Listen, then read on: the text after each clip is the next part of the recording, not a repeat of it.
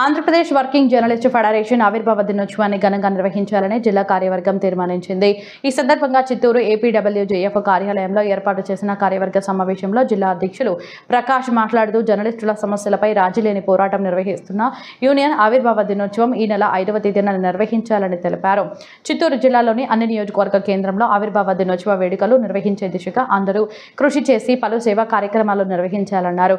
అనంతరం చిత్తూరు జిల్లా ఉపాధి హామీ పథకం అంబుడ్స్మెన్గా నియమితులైన ఏపీడబ్ల్యూజేఎఫ్ పూర్వపు కన్వీనర్ కడియాల వరదరాజులకు జర్నలిస్టులు సంఘం నాయకులు ఘనంగా సన్మానించారు.